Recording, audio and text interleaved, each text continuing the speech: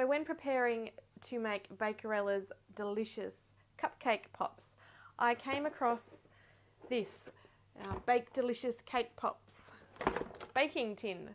So I thought, what the heck? We'll grab it and we will see if it actually makes a difference when creating cake pops, or they call them bake pops, I guess is the trademark term for them. So basically you can bake the cake as the ball already, and yeah, so we'll give these a go and we'll see if it actually does make life easier. Okay, so I have made my cake mix and tasted it, and it's pretty good. There are a few differences when using these bake pop tins, a few adjustments I should say to your cake mix recipe. They do give you the rundown on the instruction sheets. So, and they also say not to use a vegetable spray, so not to use a vegetable oil or canola oil spray. So what I've done is melted some butter, used butter, and then I've just sprinkled some flour on it, so hopefully it doesn't stick.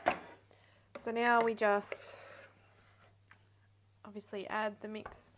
So we do it into the bottom tin, which is the this one, the tin with no hole in it. So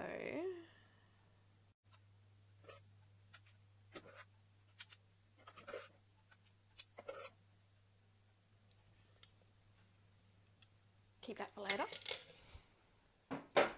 Now, so that's them done. I haven't managed to get 18. I could probably scrape it, but that's okay. So then we pop the tray with the holes on top, on there, like so, and just check the instructions one more time. Right, and then so we use these clips to hold them in place, like so. There you go. And then it goes into the oven, so about 350 Fahrenheit, so I've got it on about 180 Celsius for 25 to 30 minutes, obviously depending on your oven. So there we go. So we'll check on that in about 20 minutes. About 25 minutes, and I'm not 100% sure that it's cooked because I can't see each individual cake, but I've got a bit on top here that looks about ready. And it's not gooey. So anyway, we have to leave the pans to cool, to both, so it's all cool before we take them apart. Cake ball trays have cooled, and I have peeled off all these lovely little crunchy bits of cake that came out the top. See, they're nice and crunchy, and we'll keep those for later.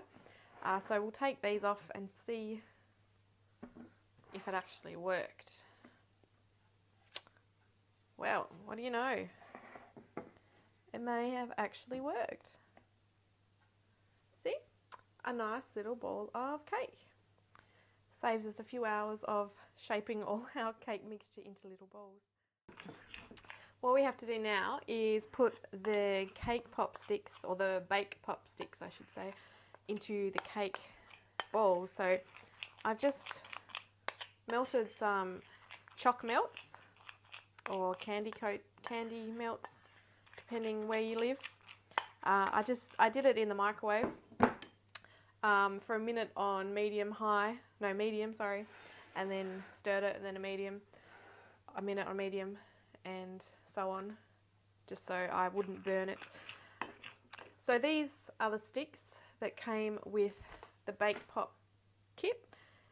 So what you do, and there's our little cake balls out of the trays. They're not 100% round, but they will do. And you can see, because of where the join is of the two trays, it's got a rim around it of cake. You can either break it off or trim it if you want, I guess, but I'm happy with that.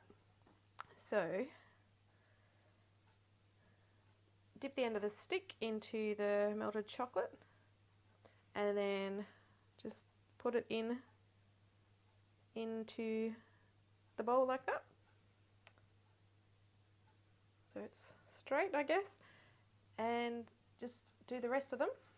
We have our cake balls on our sticks, and they're joined together with some of the chocolate candy coating or the melts.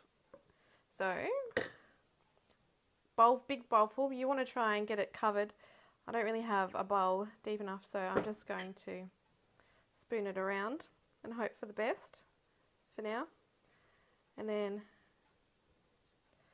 swirl it around, and there you go. Maybe not the prettiest, but so I've got some M&Ms here and some little sprinkles that I'm just going to sprinkle on.